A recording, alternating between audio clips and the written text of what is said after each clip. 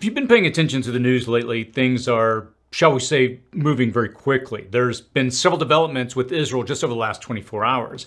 Now, I'm recording this video on Monday, October the 16th at 5 p.m. PST.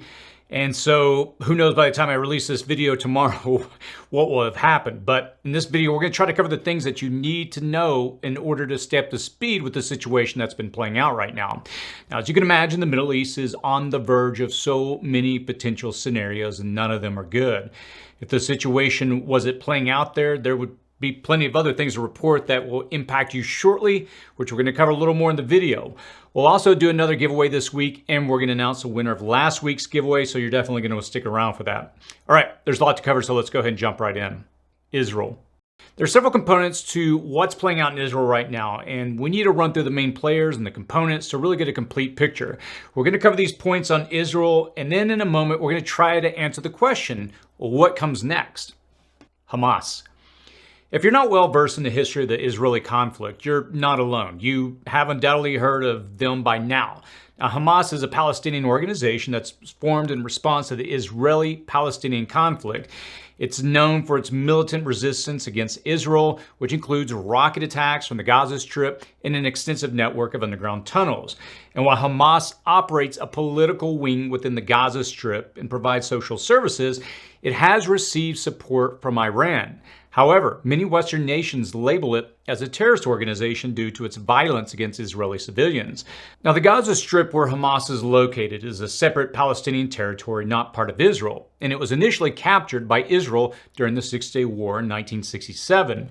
And in 2005, Israel withdrew from the Gaza Strip, but still controls its borders and airspace, which the area has been governed by Hamas since 2007 and faces blockades from both Israel and Egypt. Now, this coastal territory is situated along the eastern Mediterranean, and it's bordered by Israel to the east and north and by Egypt to the south, and it's considered part of the Palestinian territories, with Gaza-based Hamas effectively in control, making it a focal point of the broader Israeli-Palestinian conflict. Hezbollah. In the coming days and weeks, you're going to be hearing a lot more about Hezbollah. It's a Shiite Islamic group that was initially formed to resist Israeli occupation in southern Lebanon with significant Iranian support during the 1980s civil war. Now, over time, it evolved into a powerful political and military entity in Lebanon with close ties to Iran and Syria, often acting as an Iranian proxy in the region and designated as a terrorist group by many Western nations. Now, Hezbollah is heavily established in the northern bordering states of Israel, Lebanon, and Syria. And along with obvious ties to Iran, Hezbollah also fully supports Russia's invasion of Ukraine. Now, amid increased tensions, Hezbollah is prepared to fight Israel. It has fired missiles into Israel in solidarity with Hamas, leading Israel to take precautions while primarily focusing on the conflict with Hamas in the south, potentially postponing a significant confrontation with Hezbollah. If they enter into this situation, things are going to escalate very quickly. Syria. The Syrian conflict began in 2011 with protests during the Arab Spring and quickly escalated with the government's forceful response, leading to widespread protests. It encompasses efforts against the Islamic State, clashes between the government and the opposition, and Turkish operations against Syrian Kurds. Now, the conflict has caused over 350,000 deaths, massive displacement, and chemical weapon use, with President Bashar al-Assad, supported by Iran and Russia, now mainly in control. And in Syria, the U.S. is around 900 military personnel facing Russian jets' aggressive flybys, while Hezbollah and Palestinian Islamic Jihad, backed by Iran, operate near Israel's southern border. Lebanon. On Israel's northern border, Lebanon has traditionally been a Western ally in the region, but nevertheless, Hezbollah in Lebanon has begun destroying surveillance cameras on Israeli army posts along with the Lebanon-Israel border, aiming to hinder Israeli monitoring following escalating tensions that ensued from the Israel-Hamas conflict. Now, both sides have engaged in exchanges, with Hezbollah targeting Israeli positions and Israeli troops shelling border areas on the Lebanese side. Now, that was about as short of a summary to kind of get you up to speed that I could provide. Okay, so those are more or less the main components to set up an explanation of what's going on now. And we're going to take a look at what's going to happen next in a moment. Right now. Obviously, the situation on the ground is changing with each passing day and sometimes hour. It's changing so rapidly that hopefully this news piece will still be up to date when I release it tomorrow morning on the 17th. Now, the key takeaway from all this is that the direct support by Russia, Iran, and Syria for these military groups attacking Israel. Also of note is Hezbollah attacking surveillance cameras on Israel's northern border. And they may be preparing for a northern attack on Israel to support Hamas. Now, at least that seems to be what the U.S. intelligence and actions may indicate. Now, the U.S. is deploying a second aircraft carrier strike group near Israel to strengthen its military presence in the Mediterranean amid concerns of an escalating conflict with Iran and Hezbollah. Now, this development concerns me a lot personally, as we're clearly moving a lot of resources into this area. It also urges Israel to adhere to the laws of war in the face of Gaza's growing humanitarian crisis. The USS Eisenhower Carrier Strike Group, the second one that's been deployed, will join the USS Gerald R. Ford Carrier Strike Group as a deterrent and a symbol of U.S. commitment to Israel, without indicating potential U.S. involvement in Israel's Gaza operation, as part of a broader U.S. military assistance and regional coordination. Now, as a show of solidarity with Israel, around 2,000 U.S. troops are being prepared for possible deployment to the Middle East, not directly to Israel, in anticipation of an Israeli ground invasion of Gaza against Hamas. So, a lot of American resources are being prepared and moved into position. Now, Iran, in response to Israel's attack on Gaza and the U.S. sending a second carrier strike group, they've warned that an expansion of the war between Israel and Hamas was increasingly becoming unavoidable, a signal the main backer of the Palestinian militant group was preparing for a wider conflict. Now, the concern is that if Israeli forces invade the Gaza Strip, it might provoke Iran to become directly involved or use its proxy, Hezbollah. U.S. officials have warned Iran about the risk of escalation through back-channel talks, as they cannot rule out Iran's intervention in the conflict. Israel has mobilized 300,000 reservists and is determined to eliminate Hamas. Now, the U.S. has sought the help of Qatar, a key intermediary with influence in the region, to persuade Hezbollah not to open a second front in the war. The international community worries that this conflict could escalate and extend beyond the immediate region. Now, Turkey believes the presence of U.S. warship strike groups in the eastern Mediterranean encourages Israel to respond to Hamas attacks with excessive force, despite the U.S. portraying its presence as a deterrent. Now, this raises concerns in Turkey that the U.S. warships are exacerbating the situation rather than de-escalating tensions. Turkey's opinion matters because they are closely aligned with Russia, supply aid to Ukraine, control the only access points of the Black Sea, are fighting forces in Syria, and support the Free Syrian Army in opposition to Syria's president. This is also why you won't hear much about Russia in this conflict between their aggressive flybys. Iran and Russia are the winners of the current conflict and an escalation of the current conflict. Now, Russia succeeds in shifting the world's focus to the endless conflict of the Middle East and away from Ukraine. We talked about this in our video last week. Iran is waging a war by proxy and keeps the appearance of keeping its hands clean, all the while fulfilling their stated Islamic jihadist intent to wipe Israel off the map. Now, Russia and Iran have met several times recently, probably to hatch this conflict. Iran has also been invited to join BRICS and will likely become a member of those countries aligned against the West beginning in 2024. If you want to learn more about the BRICS threat to world peace, you might want to check out the video on that subject, which I'll link to at the end of this video. What's next? Now, given the region's history, the strength and heavily equipped military groups, the military strength of Israel, and the various backers and supporters of this conflict, I think that the possibility only grows larger that this conflict will get much more extensive. Now, Israel will be criticized for its heavy-handed retaliation to Hamas in Gaza, and a ground invasion of Gaza, it's unavoidable at this time. Likely a conflict will ignite in the north and possibly the West Bank, which I didn't even cover. And for many, this is just another chapter in a Middle East saga that stretches decades, if not centuries. Disputes related to religious beliefs and holy sites, they've been ongoing for centuries. European powers and the Ottoman Empire vied for control of the region, and the establishment of the State of Israel in 1948 and the subsequent Arab-Israeli conflicts, they've been major sources of tensions in the region. So, how could any of this impact you in small-town USA, right? Well, let's talk about this because this situation is not happening in a vacuum. Global markets. Investors, money managers, and market makers are all closely watching the potential involvement of other countries in this conflict, as this could further drive up oil prices and negatively affect the world economy. In addition to its human toll, a broader Middle East conflict also has the potential to cause an even deeper global recession. While the market reaction has been relatively subdued thus far, an expanding conflict could lead to increased inflation and interest rates worldwide. However, the United States might be considered a safe haven for foreign investors, as occurred during Israel's Six-Day War in 1967 and the Yom Kippur War between Syria, Egypt, and Israel in 1973. And as I said, this isn't the first war in this region. Other energy markets and commodities may also be affected, with oil, gold, and shares of oil companies potentially serving as hedges for investors. Another war in an energy-producing region will stoke inflation worldwide and rekindle it anywhere it has settled. If the war is confined to Gaza and Iran continues to reduce production, it is estimated oil will go up at least $4 per barrel. And if the conflict becomes a larger proxy war and opens up a front in West Bank, Lebanon, or Syria, analysts expect at least an $8 jump in oil prices.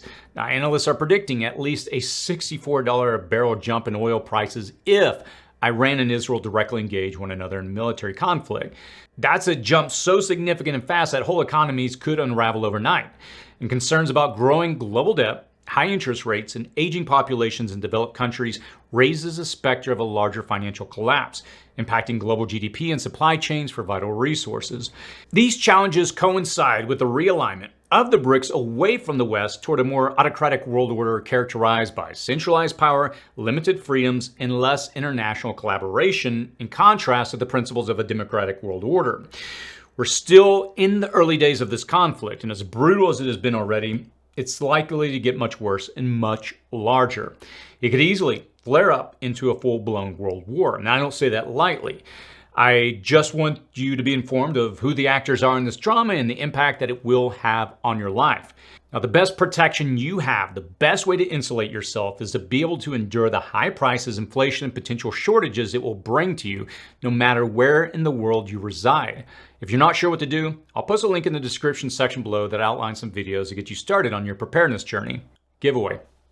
For this week's giveaway, we're going to give away a G-Shock watch. And to be eligible for a chance to win it, all you have to do is just simply post a comment below and click the like button. In a future video, I'll use the tool to draw a winner from the comments on this video randomly. I won't reach out to you unless your name appears on the screen next week, and you must have your email address listed on the About tab of your YouTube profile. Now, the subscriber, Terrence STL, is a winner of the last video's Water Drop Gravity Water Filtration System giveaway. I'll reach out to you shortly to get that sent to you. Congressional gridlock. Even though it's apparent that many decisions will have to be made in the United States, we are currently, in total, never before experienced congressional gridlock. Now, given the nature of what's happening around the world, it presents some very real problems. Approaching 3 weeks after Kevin McCarthy was ousted as Speaker of the House, the position still remains unfilled, and all business of the House is on hold. This will be particularly troublesome as another shutdown looms this time next month. Until a speaker is selected, the House can't take up that fiscal discussion. Not having a speaker is the equivalent of putting your foot on the gas and then speeding towards a wall that is your government shutdown. Even as you accelerate headlong toward it, you also reduce your braking opportunities before colliding. And Republicans are facing internal discord as they try to select a new House Speaker, with Jim Jordan being the current nominee. The party remains divided over this choice, and Democrats are also angling for influence in the process. Now, Jordan, a conservative leader, strives to win the necessary support to secure the position. But still, the math is challenging, with no more than 4 Republican defections being acceptable, and given the current balance in the House. Now, Democrats suggest they could play a role in determining the next speaker, potentially in exchange for rule changes allowing bipartisan bills to move forward. Now, lacking a speaker, Congress faces difficulties in passing legislation. Still, Democrats advocate for enhancing the powers of interim Speaker Patrick McHenry, enabling him to bring bills related to funding the government, Ukraine, and Israel to the floor. Now, suffice it to say, this gridlock is not likely to be resolved this week or next. And based on several reports, it does not appear that Jim Jordan has a strong chance, at least at the time of recording this video, of getting the votes that he needs for the position. There's also not many viable candidates waiting in the wings as Republicans remain divided. And the Democrats aren't likely to throw support behind the Republican candidates. Now, each fiscal year, Congress must approve 12 appropriation bills that fund the government's discretionary spending for the upcoming year. However, for fiscal year 2024, none of these bills have been passed into law yet, leading into a potential government shutdown. And the continuing resolution really has kicked the can down the road to November 17th. Not that far away. It's just about a month away at the time of recording this video. Now, these 12 bills take time to consider, to write, to haggle over, and pass to Congress for approval and the president for signing. Even when things are running smoothly, this process, it can take months to complete. I'll call it now. It doesn't look like this will happen under the current climate, and another continuing resolution to keep the doors open is not likely to occur under the current climate. So we should be bracing for a shutdown starting mid-November, even though the media is not yet really covering this possibility. There's a lot of other things they're talking about. They're more absorbed in the machinations of the speakership battle. Now, during a shutdown, non-essential discretionary functions of federal agencies are suspended until new funding legislation is enacted, while essential services and mandatory spending programs continue without interruption. We've covered the potential government shutdown on this channel before and how that will impact you, and I'll link out to that video, as all of this information will still apply even though the dates have changed. Now look, I've been doing these city prepping news segments on the channel for a while, and we took a recent break from them, but I think they're critical to understanding the long-term threats that we're facing in the world and as a community right now. And this is why I've reintroduced them this last week. And look, I assure you, we are going to stay out of the hysteria that sometimes follows every single piece of news these days. I'm not going to threaten or warn you that we're all dead in 48 hours, and the channel's focus is still going to continue to be focused on practical preparedness advice and how-to instructions. That's what you're going to get through whatever calamity comes our way from these more significant global conflicts. And we've been getting a lot of requests lately to reintroduce this news segment given the current climate. We hope this information serves as a tool as you make your prepping decisions. Now look, I'm not going to lie to you. This situation in Israel could easily pull much of the world into a greater war, and that's just a reality. At the least, it will drive up inflation worldwide and erase any country's growth and recovery efforts. And if you haven't been paying attention over the last few months in America, inflation's back on the upward swing. So this is only going to exacerbate it. And when you factor in the complete gridlock and breakdown of government, a seemingly ever-looming government shutdown, an inevitable explosion in the cost of a barrel of oil, an approaching winter, and the continued war in Ukraine, if you're not preparing, you just may be preparing to fail. And while I see how all these events unfold and peel back the layers to see how they're interlaced and orchestrated, I can really only conclude that the need to prepare for an uncertain future has perhaps never been greater.